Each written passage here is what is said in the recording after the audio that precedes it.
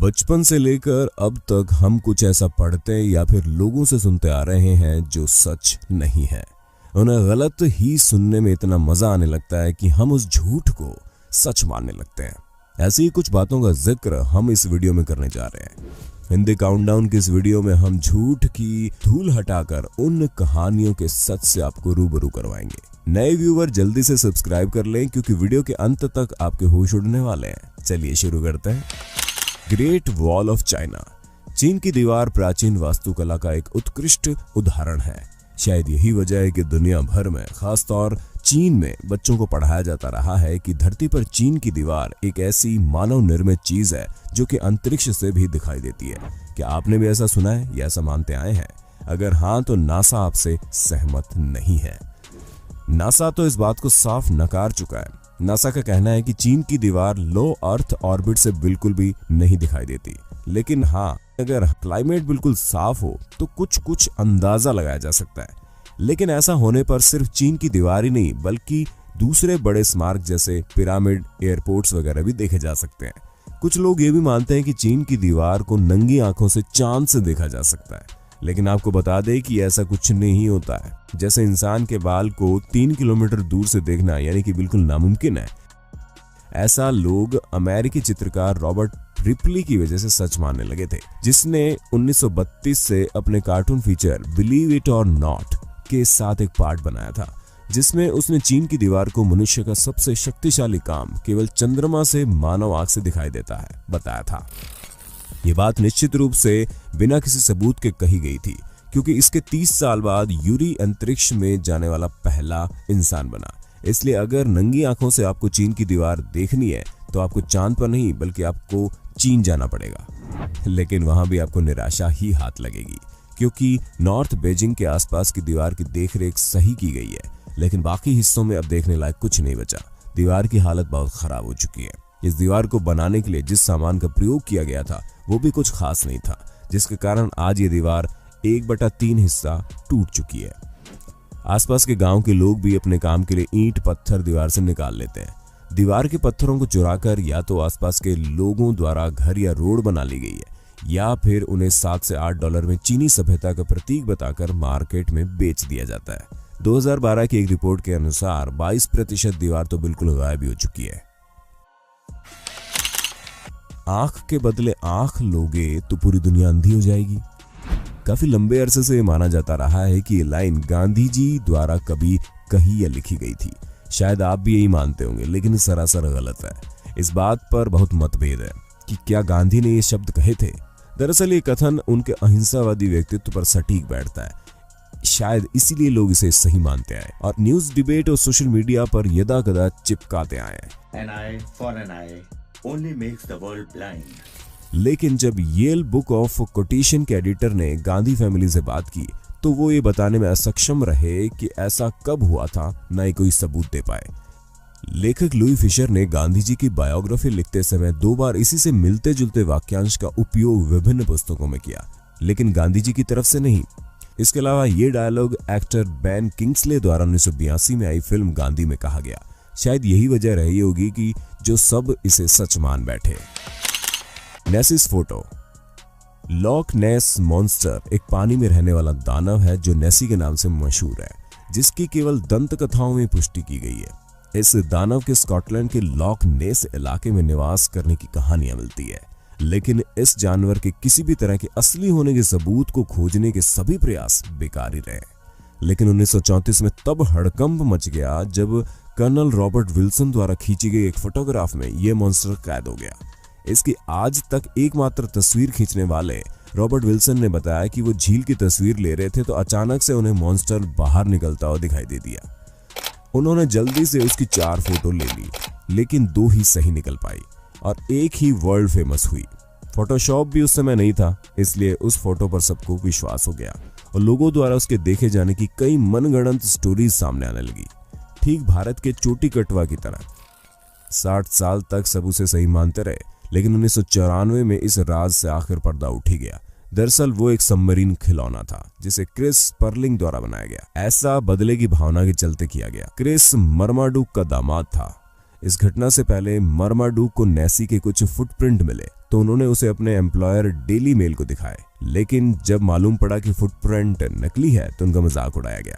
इसलिए daily mail से बदला लेने के लिए इस कारनामे को अंजाम दिया गया। नेसी की फोटो खींचकर डेली मेल को बेची गई, जिसे उन्होंने झट से खरीद लिया। FIFA world cup 1950। आप भी सोचते होंगे ना, कब वो दिन आएगा जब भारत फीफा वर्ल्ड कप खेलेगा, लेकिन जिन्हें पता नहीं उन्हें बता दे कि ऐसा नहीं है। 1950 में ब्राजील में हुए फीफा वर्ल्ड कप के लिए भारत ने क्वालिफाई कर लिया था। जिन्हें मालूम होगा कि भारत ने क्वालिफाई किया था तो वो लोग ये भी जानते होंगे कि तब भारतीय खिलाड़ी बिना जूतों के नंगे पैर फुटबॉल खेलते थे, लेकिन नंगे पैर उन्हें इस टूर्नामेंट में खेलने की इजाजत नहीं मिली, जिसकी वजह से भारत ने नाम वापस ले लिया। लेकिन ये सिर्फ महज एक झूठ ही है। इसके अलावा बहुत मानते हैं कि तब ब्राजील का सफर लंबा और महंगा था और AIFF के पास इन पर खर्च करने के लिए समय और पैसे दोनों ही नहीं थे, इसलिए हम पीछे हट गए। लेकिन ये दोनों ही बातें गलत है, क्योंकि आयोजकों ने भारत को ब्राजील लाने के लिए यात्रा के ज्यादातर खर्चों का भुगतान करने की पेशकश की, लेकिन भारत इसलिए पीछे हट गया क्योंकि टीम सिलेक्शन से AIFF नाखुश था और प्रैक्टिस के लिए कम समय दिया गया था। टीम के कप्तान शैलेंद्र मन्ना के मुताबिक तब AIFF फीफा वर्ल्ड कप को ओलंपिक की तुलना में ज्यादा सीरियसली नहीं लेते थे। Largest employment.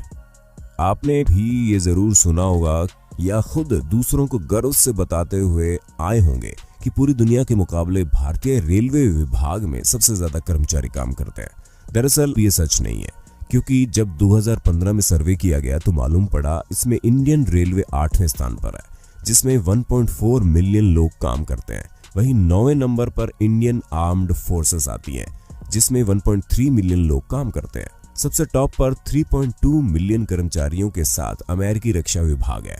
दूसरे नंबर पर चीन की पीपल्स लिबरेशन आर्मी है, तीसरे पर वॉलमार्ट और चौथे पर मैकडॉनल्ड्स हैं।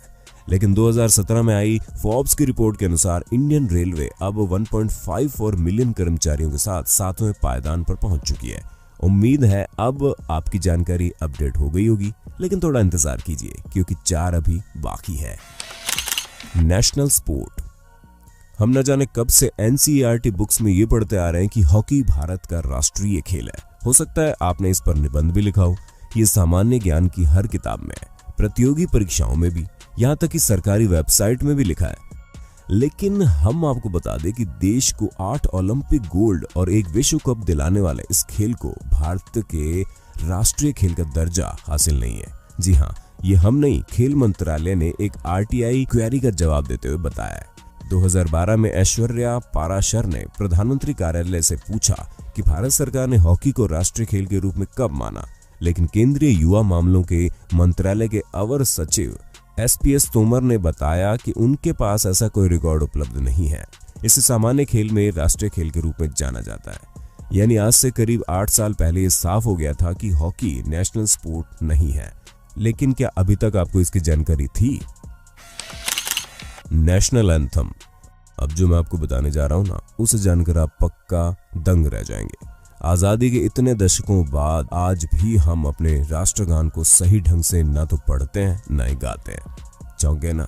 जी हाँ, राष्ट्रगान के पंजाब, सिंध, गुजरात, मराठा में प्रयुक्त सिंध शब्द है ही नहीं। इसकी जगह सिंधु शब्द किया जा चुका है, लेकिन हमें पता ही नहीं है और ना ही ये उपयोग होता है।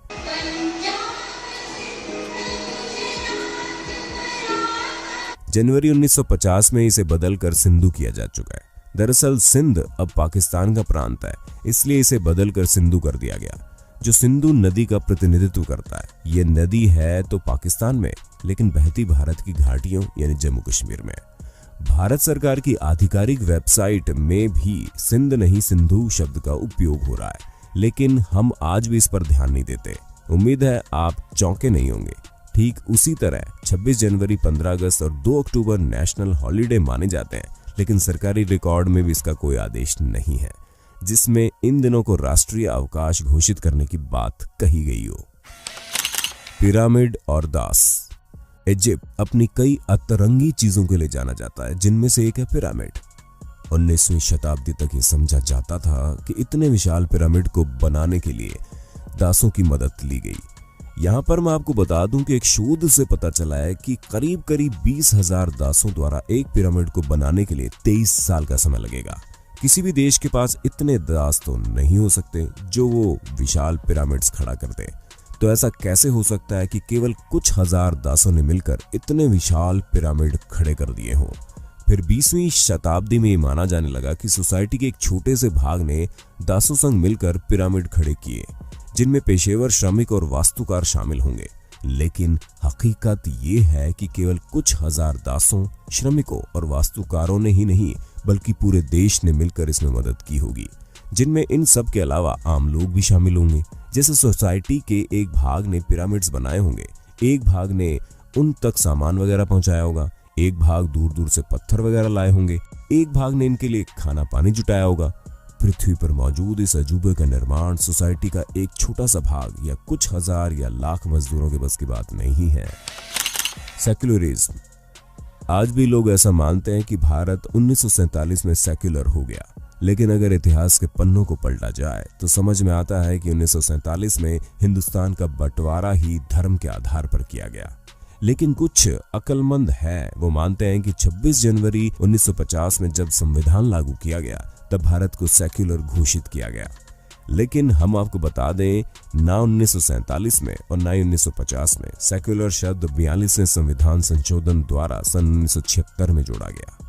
किंतु ऐतिहासिक रूप से भारत में सर्वधर्म समन्वय और वैचारिक एवं दार्शनिक स्वतंत्रता अनादिकाल से चली आ रही है। उम्मीद है आपको ये वीडियो पसंद आई होगी, लेकिन अभी भी ऐसे बहुत से सच से झूठ की धूल हटाना बाकी है।